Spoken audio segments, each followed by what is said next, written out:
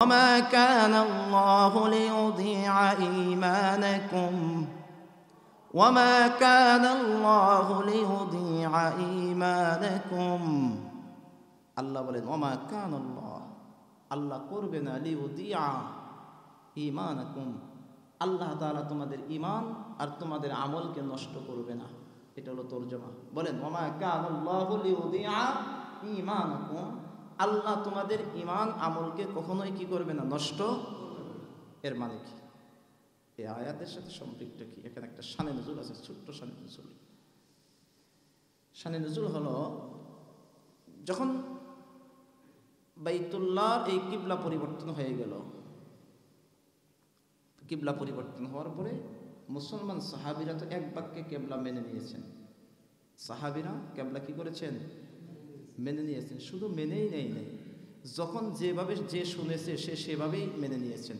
Example শুনেন, নবীজির উপরে যখন কিবলা পরিবর্তনের আদেশ আসলো, তখন এক সাহাবী নবীজির সাথে নামাজ পড়তেছিলেন ওই সময়তে। তো নামাজ শেষ করার পরে ওই সাহাবী অন্য একটা এলাকায় গেছে।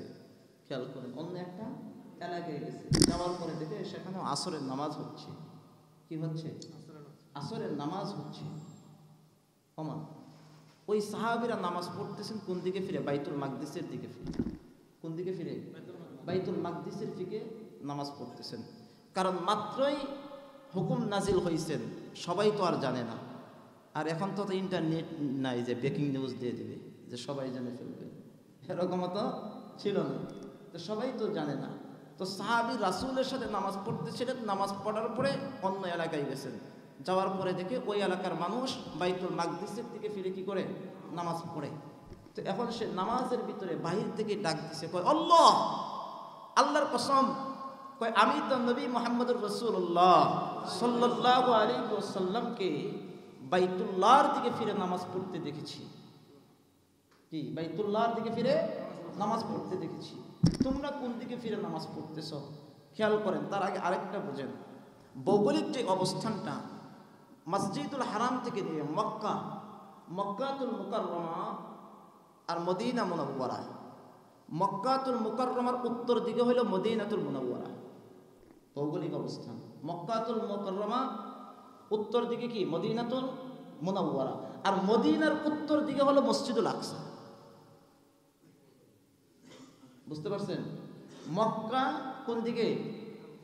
মক্কার উত্তর দিকে হলো মদিনা, আর মদিনার উত্তর দিকে হলো মসজিদুল আকসা।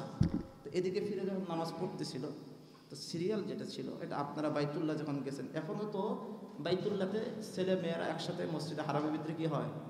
নামাজ হয়। নামাজ তো হয়, হচ্ছে। তো এখন কাতারটা কিভাবে ছিল? প্রথমে ছিল ইমাম, তারপরে ছিল সাহাবীরা পুরুষ, তারপরে নাবালক বাচ্চারা থাকলে, সবার শেষে থাকতো কি? মহিলারা। তো এইভাবে কাতারের সিস্টেম। আর এখনো এই সিস্টেমই আছে। যখন আপনি যদি কখনো ঘরের ভিতরে যদি জামাতের সাথে নামাজ পড়েন কোনো জরুরতের কারণে পরিবারকে নিয়ে, তাহলে প্রথমে আপনি, তারপরে আপনার ছেলে অর্থাৎ পুরুষরা যে থাকে, তারপরে আপনার বিবি, আপনার মেয়েরা থাকবে। মহিলারা একদম সবার কি থাকবে? শেষে থাকবে। এমনকি আপনার ছেলে যদি নাবালেগ হয় তাহলে কিন্তু আপনার পরে থাকবে, মহিলাদের আগে থাকবে। ছেলে যদি কি হয়? নাবালেগ হয়, তাহলে কিন্তু মহিলাদের কি থাকবে? আগে থাকবে। এখন ওই সাহাবী পিছন দিক দিয়ে যখন হাত মারছে যে আল্লাহ, আল্লাহর কসম, আমি তো দেখেছি নবী মুহাম্মদুর রাসূলুল্লাহ সাল্লাল্লাহু আলাইহি ওয়াসাল্লাম কোন দিকে ফিরে নামাজ পড়তেছেন? বাইতুল্লাহর দিকে। এই কথা শুনে সাথে সাথে ইমাম সাহেব একটা সেকেন্ডও দেরি করে নাই, হের চেহারা ঘুরাই ফেলছে। সুবহানাল্লাহ। চেহারা কি করছেন? ঘুরাই ফেলছেন। এই ঘুরাই ফেলছেন, যে মাত্র চেহারা ঘুরাইছে, পিছনে ছিল মহিলাদের কাতার। এখন এই মহিলাদের কাতার উল্টা দিক হয়ে গেছে, আর ইমাম সাহেব এসে করছে কি? সবার পিছনে। তারপরেও তারা এইভাবে ফিরে কি করছেন? নামাজ শেষ করছেন। নামাজ শেষ করছেন, কারণ সাহাবী তো এটা। আর একটা মানুষ সাক্ষ্য দিয়েছেন, তাদের দিলের ভিতরে এটা ছিল, আরে একটা মুসলমান তো কখনো মিথ্যা কথা বলতে পারে না, আর একটা মুসলমানের সাক্ষ্য তো গ্রহণযোগ্য। একটা মুসলমানের সাক্ষ্য কি?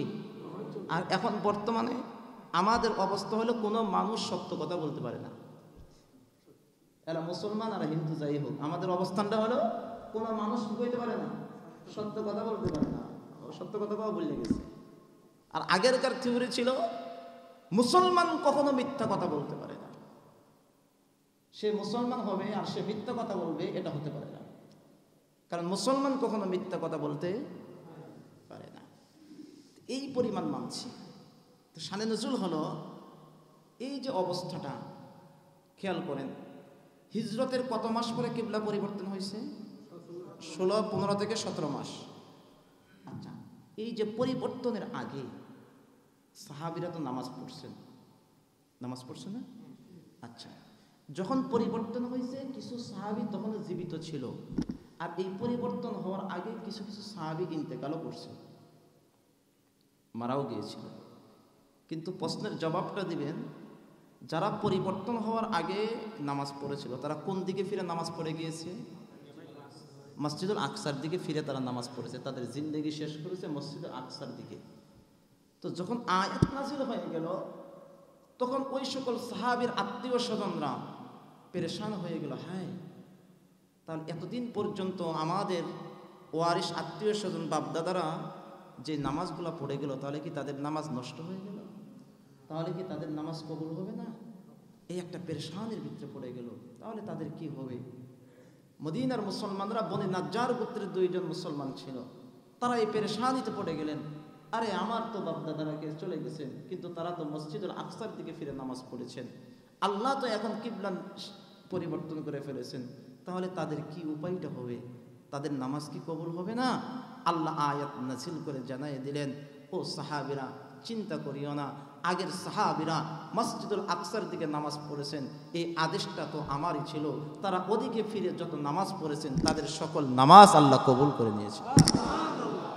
ওয়ামা কানা আল্লাহু লিয়ুযীআ ঈমানাকুম ওয়ামা কানা আল্লাহু লিয়ুযীআ ঈমানাকুম, আল্লাহ বলেন তোমাদের ঈমান আমল কখনোই কি করা হবে না, নষ্ট করা হবে না। কেন?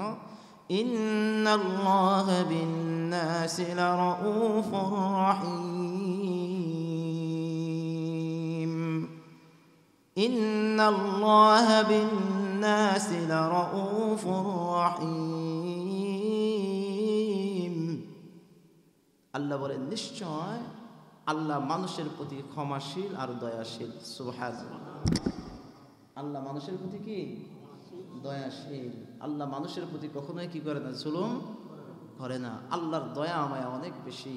তোমরা মনে করতেছো আমল বুঝি নষ্ট হয়ে যাবে, এই কারণে না জানি আখিরাতের ময়দানে তারা ধরা খায়। না, ধরা খাওয়ার কোনো কি নাই, প্রশ্ন নাই, ধরা খাওয়ার কোনো টেনশন নেই। তারা ওদিকে ফিরে যত নামাজ পড়েছে আল্লাহ সব কবুল করে নিয়েছেন। আল্লাহ হলেন দয়াশীল, আল্লাহ মায়াশীল, আল্লাহ গফফার, আল্লাহ সাত্তার। মালিকের চাইতে দয়াশীল আর কেউ নেই। আল্লাহ আমাদের সবাইকে হেদায়েত দান করেন। আজকে একটা আয়াতই ইনশাআল্লাহ আগামী সপ্তাহে আরেকটা আয়াতগুলো অনেক লম্বা। আল্লাহ আমাদের সবাইকে তাফসীরের জন্য কবুল করেন, বলি আমিন।